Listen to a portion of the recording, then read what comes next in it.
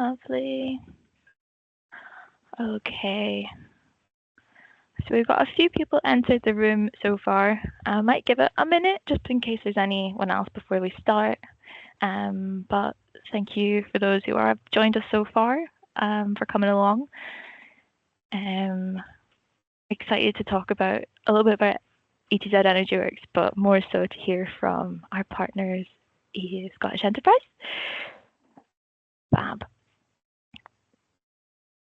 Right, I will kick off with just a little introduction about ETZ EnergyWorks, if everyone's happy with that. Hopefully you can all see my screen.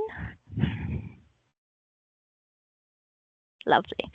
Okie dokie. Well, first of all, thank you so much for joining us. I appreciate that it might be a lunch break for a few of you.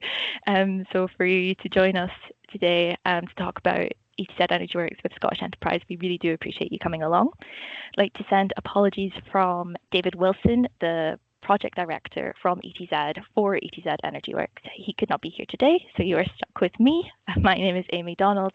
I am the marketing assistant in digital media for ETZ.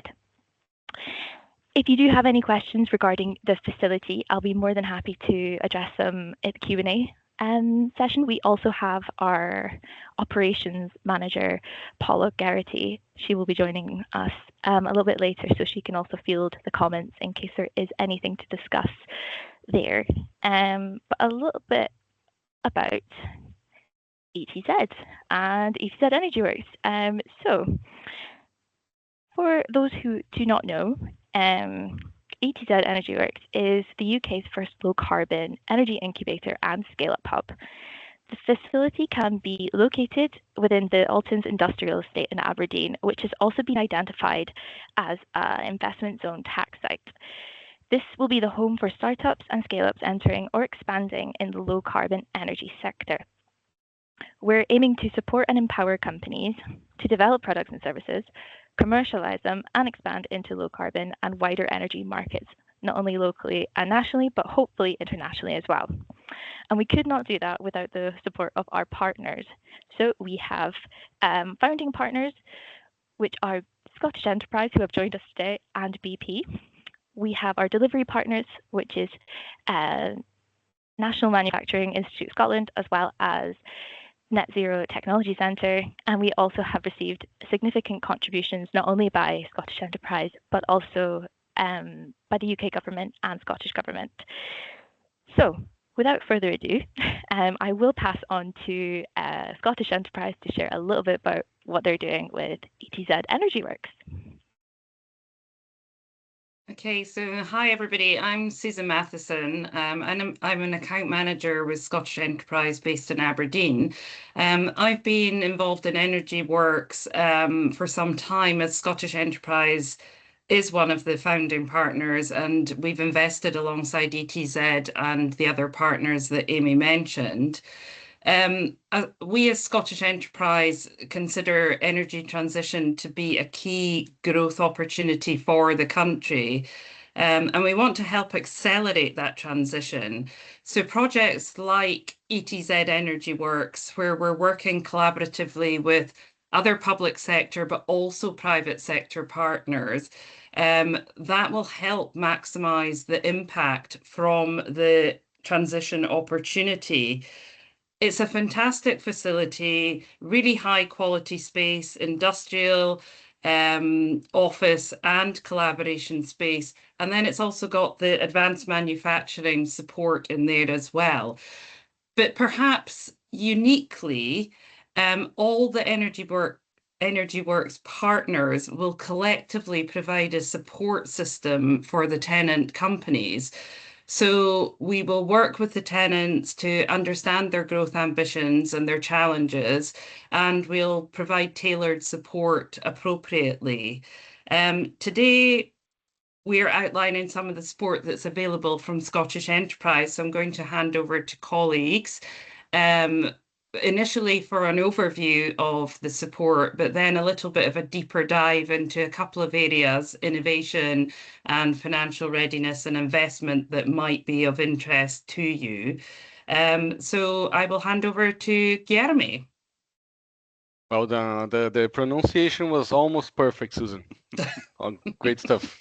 So yeah, I'm Guilherme De Rosso. Nice to meet you all. You can call me G. That's what people call me here in Scottish Enterprise. I will share my screen first. Let's see if technology is on our side today. Can you see? You probably can see the slide there. Yep. Yes, perfect. Cool. So, well, as Susan alluded to, I'm gonna talk a little bit, and with the colleagues, gonna talk a little bit more about the support that we can offer in Scottish Enterprise.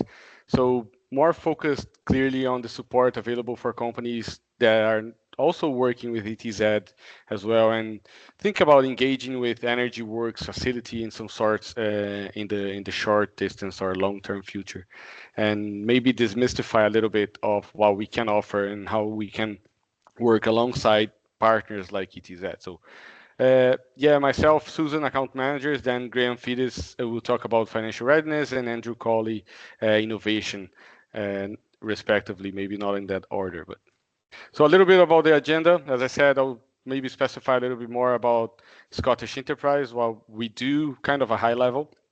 Then innovation, Andrew Colley will talk about it. Graham Fides talk a little bit more about financial readiness, what you need to know about it. And after that, we have a business case with Ross Lathan, the operations director for HPR ROV, one of the companies that we support. So he can put into more realistic case of what we've done with them or help them throughout their growth journey as well. So you can have a feel of what we can do. After that, we have a quick Q&A panel. So if you can hold your fire on questions, or if you want to add to the chat, and we can go through that later on, that would be amazing. Just by the way, I can't see everyone, so if you have a question, or if you have a question afterwards, or if anyone wants to point something out, just say something because I cannot see hands going up. So first of all, Scottish Enterprise, what are we exactly? I think Susan pointed out a few things there, but essentially we are the main economic development agency for Scotland. We are at arm's length body of the Scottish government. We play that key role in economic strategy, helping businesses long term, helping many areas, making sure that there is an economic impact in the nation of Scotland. So just for you to have an idea, we also have other what we call sister enterprises. Scottish Enterprise covers more northeast and central belt, when there is also south of Scotland Enterprise SOSI covering the borders there, the south of Scotland, and Highlands and Islands cover that part and that region as well. So you can see that no matter where you are, you do have support from one of these enterprise agencies. A little bit more for the geeky ones, the ones that like to see some numbers, uh, and kind of shows a little bit more of what the outcomes of the last 5 years of supported projects that we had. We helped deliver, for example, 2.3 billion of investment on innovation R&D, 2.5 of capital investment helped support there, which then helped create safeguard 75,000 jobs and generate 600 million of income. So you can have an idea of what we aim here as the end goal when we help businesses or we support a project in the region. So what this slide tells you a little bit more. What I wanted to highlight here is that more recently, especially after COVID, we've been going through this huge kind of transformational change in the world as a whole. Societal shifts, climate changing, businesses having to reinvent themselves, geopolitical frictions here and there, as we all know. So, and also budget-wise, we know that many governments are struggling with budget, and because of that, businesses in general, governments, councils will have to reinvent themselves and find what's their priority, where they can make the best impact. with the amount of funding that they have. And we are funded by the government as well. Part of our funding comes from the government. So for us, it's the same. So what I want to come up with this is that we had to introduce we focus on these missions that are simply how we concentrate effort to get the bigger impact. So if you look at it, we have our three main missions focusing on accelerating the energy transition, scaling innovation into high growth industries, and boosting capital investment to drive productivity. I think the key message here is the focus and helps us collaborate better, target support, and drive results and have more impact for the amount of intervention that we can make. So that's basically our overarching criteria when we look at supporting companies or taking on projects. If we look at that, then the overarching three missions, as you can see that on this slide now, at a practical level, we think we can create the greatest impact where our three I's, as we call it, innovation, investment, and internationalization align. So that trifecta there you can see as transformational is a buzzword. It's a word that we like to say it internally, but I think that's how we think we can align businesses to scale faster, build more resilience, and compete globally. That's the lens we use when shaping support packages and connecting you to the right specialists that I'll talk a little bit more about later on. We think that this transformational help or impact is the most powerful. That's the convergence where ambitious companies and talented entrepreneurs are more they have more chances to succeed, grow, and scale basically. So these are the three pillars and foundations that we deliver on our purpose to help scale and transform the economy.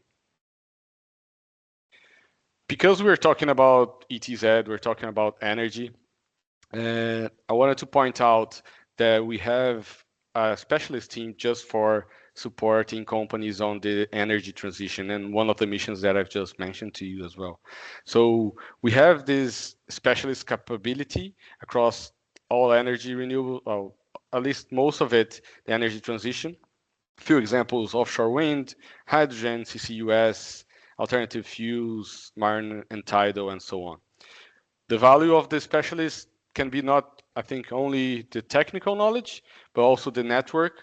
Maybe they are in close contact with developers, tier ones, all these companies that have those gaps, who have those problems, those needs, unmet needs, and then they can bring it back to the supply chain, to the local supply chain, to regional, to understand and connect all these businesses so businesses understand real opportunities, real tangible opportunities, and make them connect, maybe pursue some partners and routes to market. So, but what does this mean to you on a day-to-day?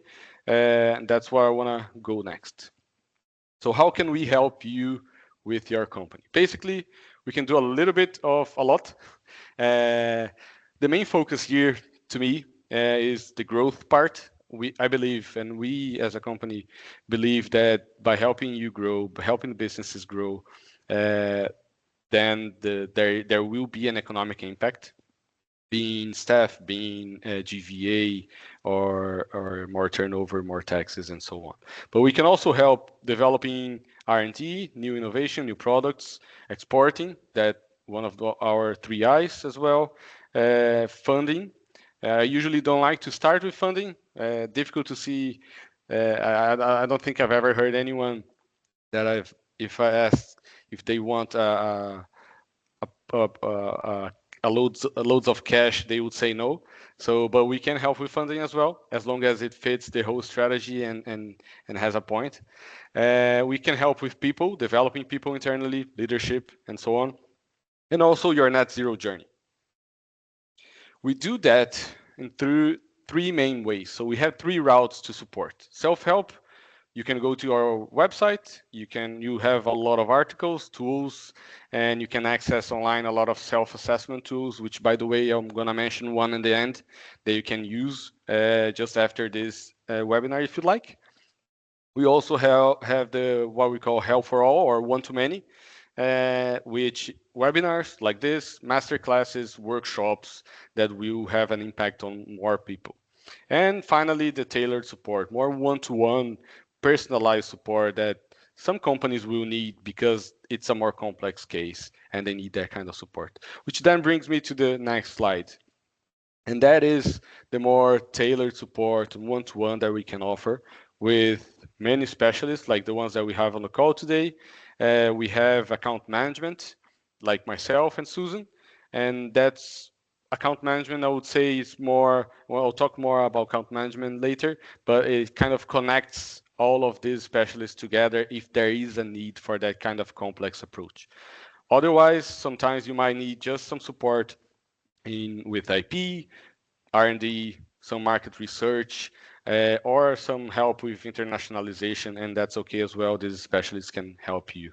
I think what's the point? The main message here is that it isn't use everything. Is that we help you pick, we can help you pick in the right mix, the right time, the right stage, based on your ambition, your readiness, and your strategy plan. So one thing that I wanted to highlight, and that was in the last slide as well, is our research service, and it's probably an action plan or something for you to do after this call, even, as it's often enough I would say, underused or undervalued free service that we have that can provide you a lot of insights, market insights that you usually have to pay for, especially market research, secondary market research, lists for business development, and so on. So if I would tell you, suggest advice for you to do something after this call is using market research. As I've just heard, I'm in an event right now, and the guy that is talking about from MIT, he just said literally that primary research is something that companies need to do every day. If they don't do it, they don't understand their customer. Secondary market research as well. That's when the company starts dying. So please use our service as you lead. Account management, that's me and Susan right there. So is our tailored support for the most ambitious companies, I think, that can make a significant contribution to Scotland's economy. Here, I must say that eligibility applies. Unfortunately, we cannot help everyone, but if we cannot, you'll definitely point you and signpost you in the right direction as well, as I'm sure that there will be someone in the ecosystem, broader ecosystem, that can help, like ETZ, Business Gateway, Opportunity Northeast, and so on, and all the partners and ZTC and so on. So the role of an account manager is that kind of what we like to think is a long-term advisor, shaping strategy, connecting you to the right services, helping you maximize the support, and also challenging you when there is a need. One example, both Susan and I, we work with SMEs, trying to help them scale. So this is a little bit more in practice what we do with companies. I'm sure that this slide deck will be shared afterwards, so you can have a more closer look when you get a chance. But one thing that I'd like to point out, as I just mentioned as well, as account managers, not just account managers, but the whole specialist team, the whole team in Scottish Enterprise, if you get to speak to us, I mean, first, we don't bite. Feel free to come to us and ask your question. If we cannot help, there is this broader ecosystem landscape that is quite complex, and we can help you navigate through. If we cannot help, I'm sure someone else in this, like as you can see in this slide, can. And sometimes it's a collaborative approach as well, like we do many times. And that's, I think, is the purpose of EnergyWorks as well, having all under one roof, that kind of direct connection if you need. So we can help you with that. Another point I wanted to make before I finish is the internationalization support. We don't have any SDI specialists in the call today, but we do have that support as well. So we have specialists, trade specialists that can help you with your internationalization strategy. And but not just that, we have those that are based here in Scotland, but we also have a lot of field officers that are based all over the world and can help you connect with other companies in markets that you are looking for. And that's where the market research team that I've just mentioned can help you with that first approach, understanding the market that you want to tackle and go in. And then after that, you can get in touch with these field officers to make those valuable connections. So you can see the breadth of support that we can help you with. So I've just talked I talked a few slides before about the self-assessment tool. I wanted to point this one specifically. If you are looking to export, and many of the areas nowadays are looking into more opportunities. They can find more opportunities exporting, sometimes even more than the UK. So if you have never done it, I would advise you to maybe tap your toes and see, go through our digital export assessment tool and see where you are in your journey. What do you need to do to get there? And feel free to get in touch with us if you need support. There's a QR code there that you can scan. Again, if you're not quite ready for us, there is support in the Find Business Support page. You find a lot of help there. Our newsletter is also something that I would advise. But if you are one of those that want to talk to us and see where you are, hear from us, have a soundboard, please get in touch. That's my contact, Susan's contact as well. There is a QR code that will take you to the page, and in our web page, you can go to our inquiry tab and send an inquiry. You go straight to our inquiry team. That's the best kind of way to go into our pipeline for help and contact. So I think that's it from me. I will pass it on to Andrew right now. And yes, I think that's it. Okay. Thanks, G. But let me just put it on the right. Wait just a moment. There you go. Feel free, just let me know when you need to. Yeah, thank you. You can move it on to the next slide. Perfect. But thanks, G. As G said, my name is Andrew Colley. I'm part of the Scottish Enterprise Innovation team. What I wanted to do is just give you a broad overview of innovation support within Scottish Enterprise, as well as some of the wider innovation support or the wider team that EnergyWorks works collaboratively with within the Business Growth Directorate. I know we've not got a huge amount of time, so we'll try and pick up the pace and try and recover a little bit of time here. But what I'd like to do first and foremost is to offer our working description of innovation, because it really does sit at the heart of how the team works. It informs our approach. So we really look at innovation as a value creation engine, and what that does is it builds a value chain. It creates a value chain where customer success provides sustainable, defensible, and differentiated company growth, and ultimately, as a product of that, Scotland wins from an economics perspective. So it really sits at the heart of how we work. So you skip on to the next slide. So as G said, all of Scottish Enterprise's support, and innovation is one of those enabling elements of that support, is targeted around driving up levels of innovation, investment, and internationalisation. And if I had to sort of summarise in sort of 5 key points, sort of how we support companies to realise those 3 I's. We look at help companies turn ideas into impactful innovation. So, what we're looking to do is in the energy transition space, drive Scotland's transition to a more productive, low carbon economy. That can be a long journey from idea to invoice. Think about, where do those ideas come from? How do you evaluate them? How do you iterate upon them? It's a real journey. How do you purpose that towards success? We de-risk R&D development to accelerate and unlock private investment. Really, what we're looking to do is create that knowledge, create that capability, create that capacity that drives commerciality. What we really want to do is demonstrate the difference that Scottish Enterprises support makes. So what can you do with our support that might be unachievable or unrealistic without it? Really looking to demonstrate that difference. We help companies adopt and adapt and scale technologies. That's to drive their productivity. That could be hardware, it could be physical technologies, it could be virtual technologies. Ultimately, really driving up levels of adaptability, resilience, making you be more responsive to uncertainty. And I know the world at the moment is a very uncertain place. We help companies commercialize innovation and access new markets. That's international. So how does that drive inward investment into Scotland, as well as driving up Scotland's exports as well?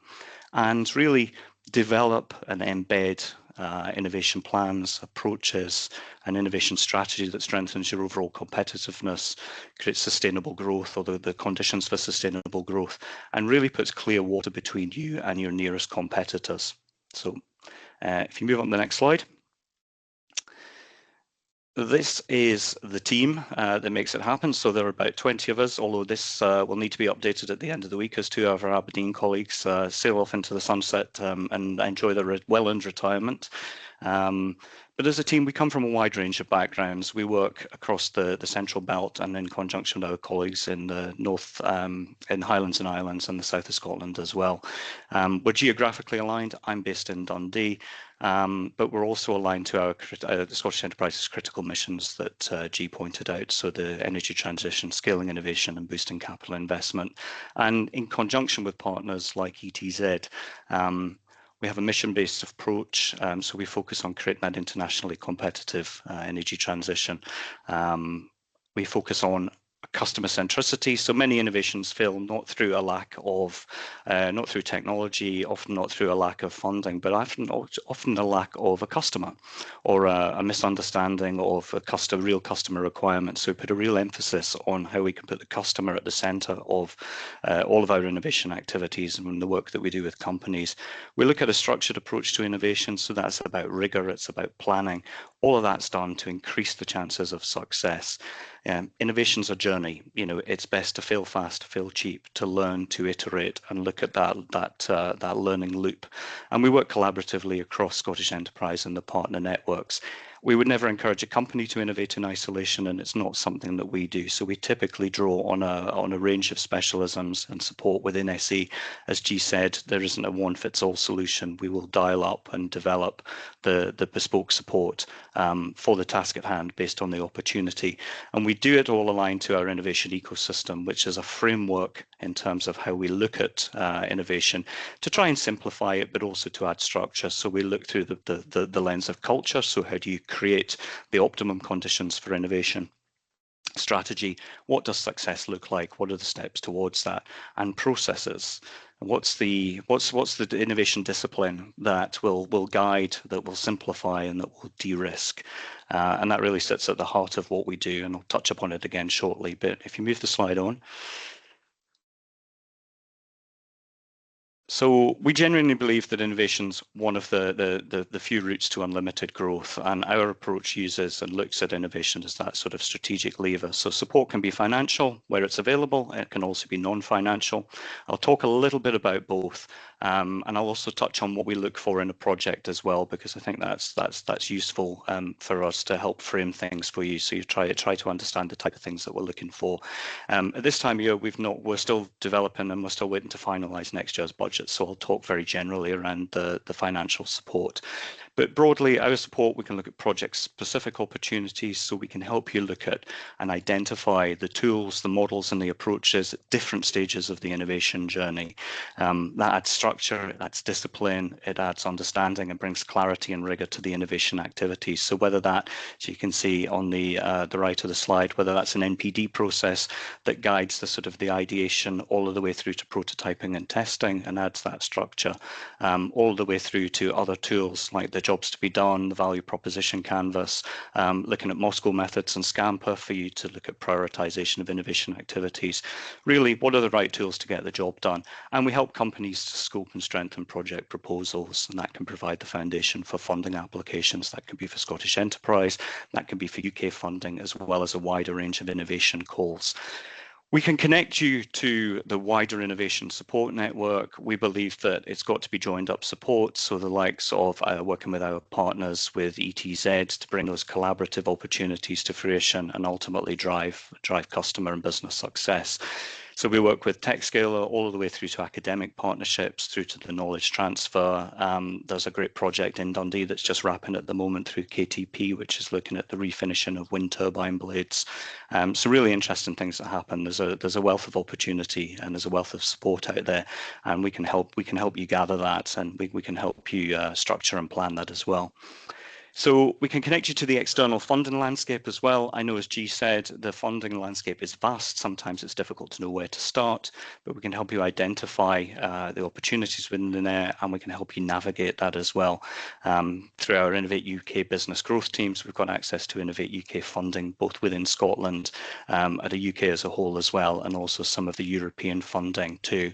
And apologies, because I think the fire alarm test is about to go off because it's Wednesday lunchtime. We can look at the approach to innovation through our Innovation Academy. So tomorrow, as you will hear from HPR at the end, we wrap up our current cohort, and that's 20 companies this time working through an intensive program to build their innovation vision and their roadmap for the next 3 to 5 years, thinking about where they are, where they want to get to, what those enabling components look like, and what that journey looks like based on opportunities and challenges and ambition and aspiration as well. We've got a lot of companies from Aberdeen who are interested in the innovation program, particularly looking to break out of the energy bubble and work with some of the companies that ordinarily they wouldn't encounter to get that different frame of reference. And Aquaterra is one of our all-time stars from the Innovation Academy, who joined us in 2019, and recently they divested the original company that was the centre of the Innovation Academy. So a real success story, and really interesting as well. And as G said, we can offer advice and guidance. We've probably seen more innovation projects than anybody working in a company could realistically cover over a working lifetime.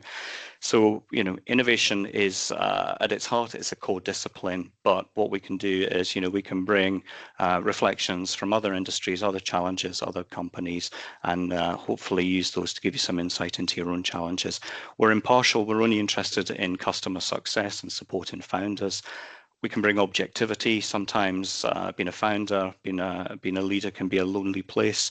We've got a colleague who calls it, you know, we can be a critical friend, and we can make connections to people who might be able to bring insight to some of your challenges through partnerships, potentially introductions to other companies as well. So I will move on to the next slide. We take a projectized approach to support. There we go. So these are a couple of the things that we would look for in a project. So projects should meet the strategic development needs of a company. So what's that next value inflection point? What's that next milestone? That might be an MVP validation. It might be a controlled deployment. A project should move you towards the next meaningful milestone. So that might be unlocking investment, it might be a raise, it might be entry into a new market, diversification of revenue streams, really trying to demonstrate how our support can move you forward meaningfully.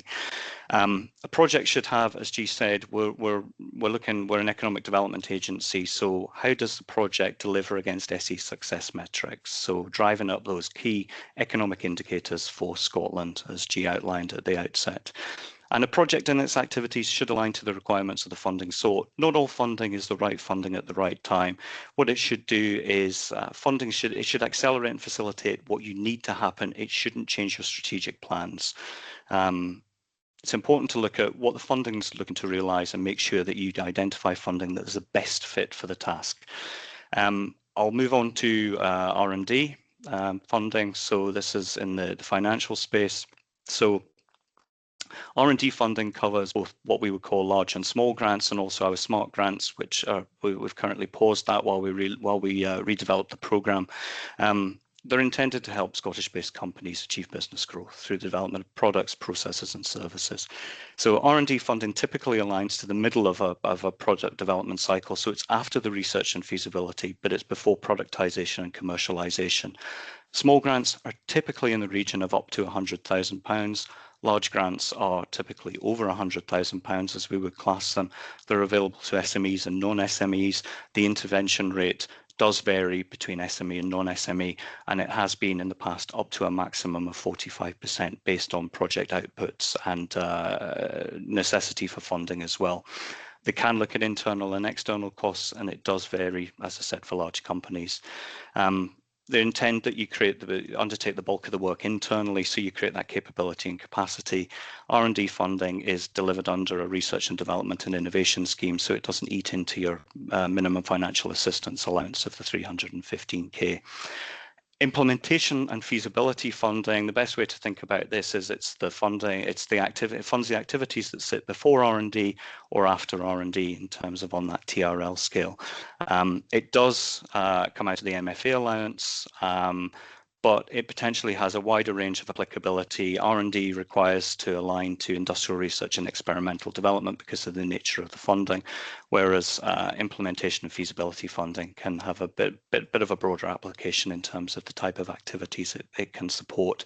And we also do, throughout the year, we recently closed the offshore wind feasibility program, so we will do a demand-driven innovation and look to bring about particular innovation activities in particular spaces as well. And it's always worth signing up for Find Business Support if you've not already done that, because that's a one-stop shop for all public funding. Or, of course, go through G and Susan, who can direct you. And we'll move on to the next one. I'm conscious of time. G's touched upon a couple of these. We don't work in isolation. G's covered the research service, IP support, fantastic service within Scottish Enterprise. I can't think of any innovation project that we do without involving IP, so they can help you look at patents, design rights, trademarks, copyright, trade secrets, help you identify if there's any prior art for what you're looking at, and they do have access to some of the IP funding at a national level as well. Innovate UK Business Growth, great point of contact for broader UK funding, and they also will help you work through pitch panels. They run an investability program. I think that's just winding up at the moment. Hopefully there'll be more of that to come.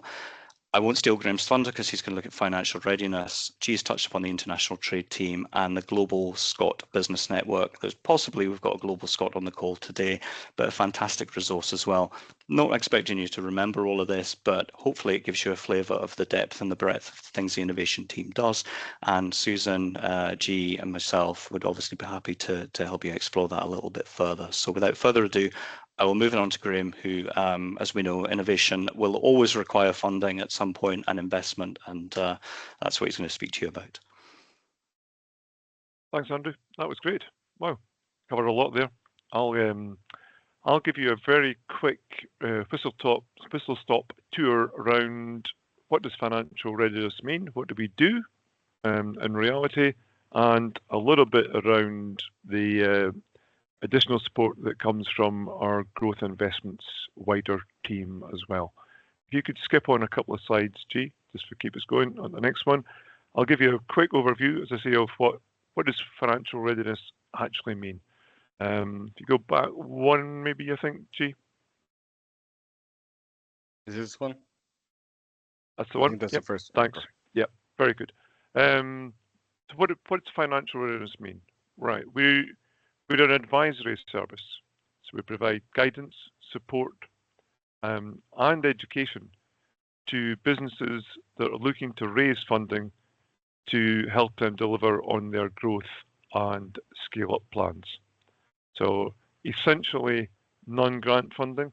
So what do you actually need to get in terms of equity and or debt to help you fund the growth and the scale-up that you require to make an economic impact.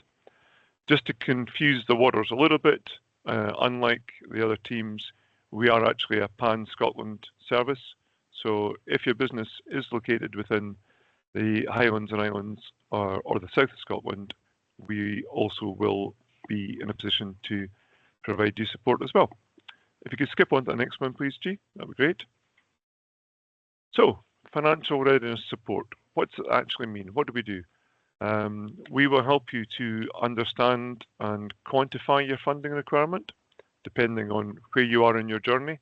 If it's pre-revenue, startup, if you're already trading but you're looking to grow, it might be that you have capex, you're doing an acquisition, your growth has resulted in a working capital requirement. We'll help you understand where your funding fits into that different categories and what the appropriate vehicle for delivering that funding is. So it might be equity, it might be debt, it might be a piece of both. Quite often, clients that you deal with, funding's not in their wheelhouse, it's not what they're about. So we'll help you kind of give an indication of, is there going to be an appetite to provide that gap funding between either debt or equity, or a combination of them. Excuse me. What we'll also do, really importantly, it's a tough ask at the moment. It's a tough environment to be successful in an equity raise. So you need to position yourself in as strong a presentation as possible. So part of our assistance is around, what do your funding documents need to look like? You need a robust business plan. You'll need financial projections which are appropriate for the purpose. Most investors will look for a pitch deck. So we'll help you put that together. We'll help you progress through what that needs to look like. And we'll help you with presentation of that as well. Once you've got that together, we can help you identify who that potential funders may be, based on your business characteristics, the sector, the stage you're at, and what the identified funding requirement actually is. We can help you signpost and potentially introduce to some potential funders in that piece as well. If you skip on to the next one, please, G. In terms of criteria for our support, we're pretty broad brush here. Business needs to be based in Scotland, or at least planning to be based in Scotland, and looking to raise growth funding. Can be sole traders, partnerships, limited companies, pre-revenue, revenue, looking to grow. No real minimum funding requirement, a minimum turnover, or indeed a minimum number of employees. If you've got ambition to grow, you're aligned with our missions that have been outlined already, we're happy to help you. Pick the phone up, drop us a note. We're quite happy to have an initial discussion, point you in the right direction. You skip on to the next one, please, G. We've covered into the missions already, so we carry on, G, that'd be good. And then on to the next, thanks. So growth investments, our financial readiness team sits within our growth investments division. Within that, we have a couple of options where we can, in the right circumstance, provide equity investment and or loan funding. This is typically described as gap funding, where a requirement has been identified, but the private sector has only a part appetite to do that, or you've been due to the growth nature of your proposition, they haven't got an appetite to support. We can look to fund that gap and help you out in that regard. We will provide equity support on a co-investment basis alongside sophisticated private sector investors, up to a maximum of 50%. We can also provide loan funding for growth purposes on a unilateral basis, and therefore up to 100%. There needs to be an economic benefit to Scotland. Most sectors are eligible. We can cover that off in the links we'll provide at the end of this. As long as the business is looking to grow, make an economic impact, and is focused on businesses that, so the sectors that we're aligned with, then we'd be happy to discuss a potential investment. I want to jump on to the next one, please, G. Thanks.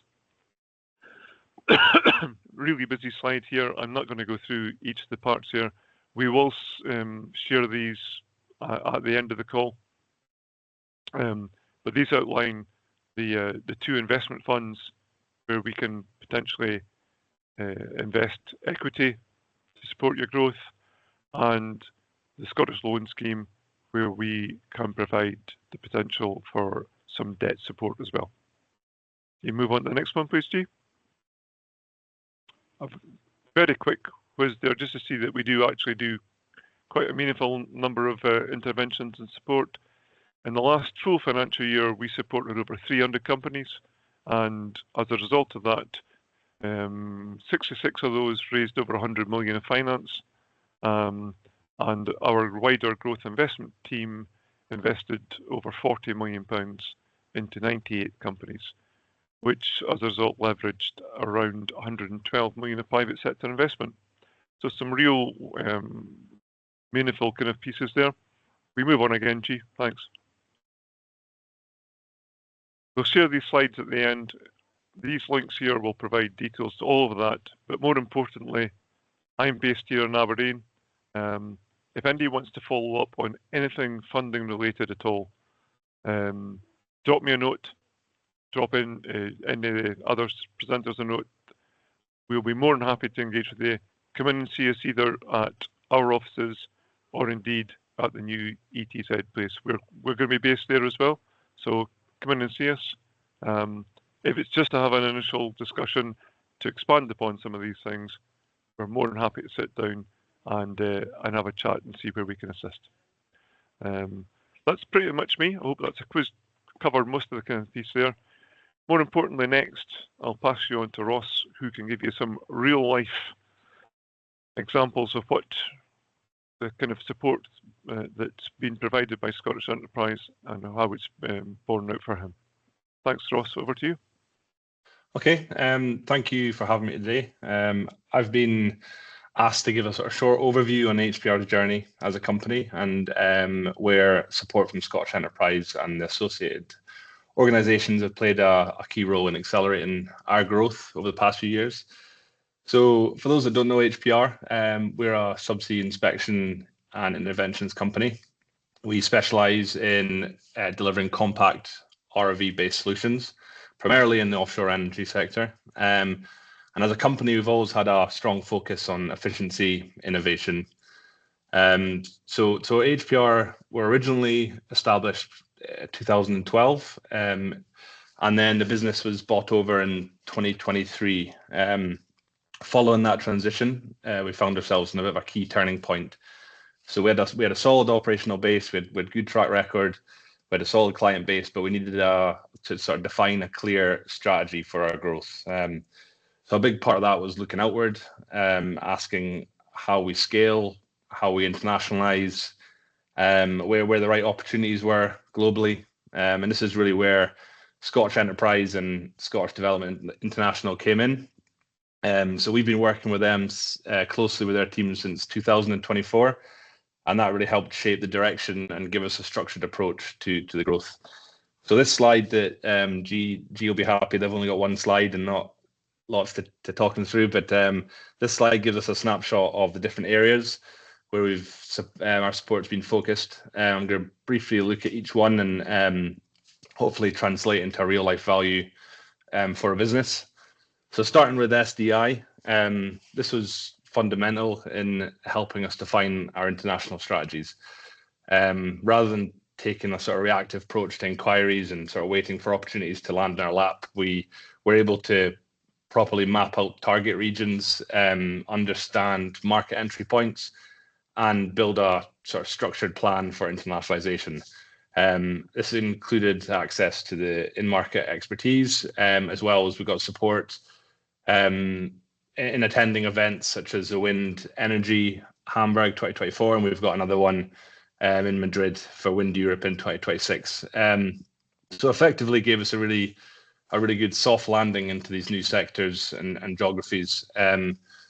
Also aiding with that soft landing, I think it sort of was touched on earlier, is the market research and the global SCOT network. So before entering any of the new markets, we were able to lean on the research support that was made available to us. This helped us sort of de-risk decisions, giving us a clear understanding of what the market sizes would be, the demand in the area, and any potential competition. Alongside this market research, we were able to use the global SCOT network, which has been really valuable because it sort of assists in giving you providing like a first-hand insight from people who are already operating in the regions. It helps with introductions and connections, which could otherwise take years to build up with the client. We sort of get that fast-tracked. On the innovation side of things, Andrew touched on this, but we've been involved in the AI adoption program and also the innovation workshop, the Innovation Academy. This is all about, so the AI stuff is about identifying practical ways we can sort of reduce big administrative burdens and basically better use our data. And then for the innovation stuff, we looked at as I said, HPR have always had innovation as part of its DNA, but I think up to now we've largely been pretty informal and unstructured with how we use that, which probably means that we've missed opportunities to protect our intellectual property. It also it's not always means our ideas aren't always captured or scaled in the right manner. So partaking in the Innovation Academy really helps you build that system, culture, structure for innovation, and ultimately, once the system's in place, it means that every good idea that anyone has at HPR, there's a sort of clear path for us to develop, protect, and then obviously deliver that. So then going on to the sort of cultural workshop and the personnel side of things. So one of the biggest realizations when we went through this growth was the importance of the people and the culture within our business. So through the leadership program and the cultural workshops, we're able to clearly define what HPR stands for. And most importantly, that ensured we could bring in the new people coming into the business were aligned with that direction. Finally, I think we need to touch on just the wider ecosystem support you also get, which is hugely important. So organizations like Energy Transition Zone, the Offshore Wind Group Partnership, the Global Underwater Hub, they've all played a role in connecting us with the right opportunities, networks, and any potential collaborations there are out there. It's clear that it's not just about the funding, although very important. It's being a part of this wider support system that helps you sort of move faster and make better decisions.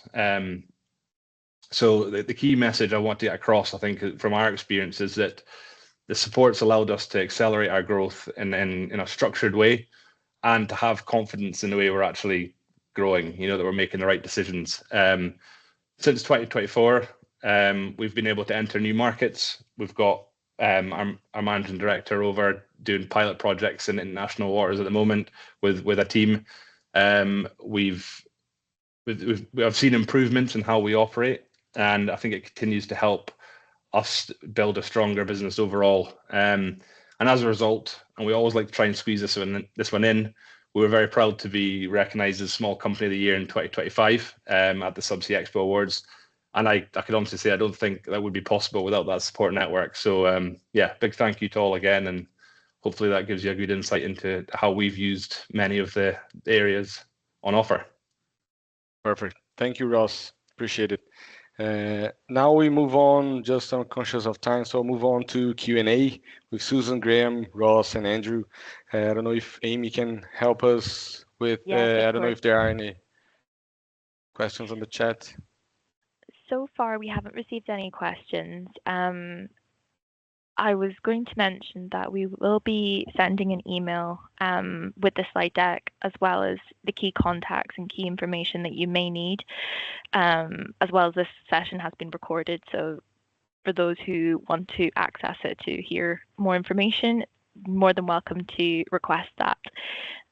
If anyone does have any questions, we're more than happy to stick around. We do realize we've gone a little bit over time, but I think every part of the information was valuable, and so I think probably answered quite a few questions as well, so not to worry on that. But if there is anything, please use the Q&A function, the chat function, and we'll see if we can get to them.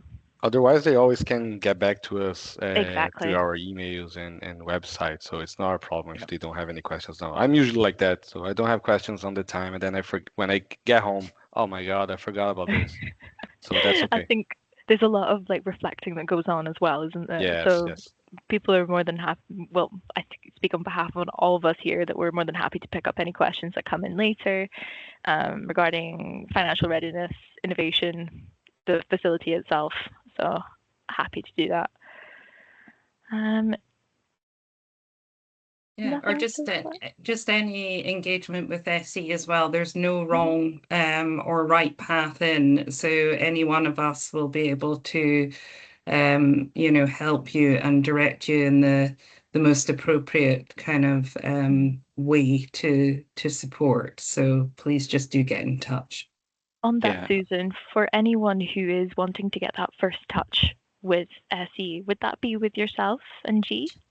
Yeah, we're happy to have inquiries, come to us, and we will distribute them as appropriate, depending how what the topic is, or who's the most appropriate person, either within Scottish Enterprise or with one of the partnered organisations to support the company. Fantastic.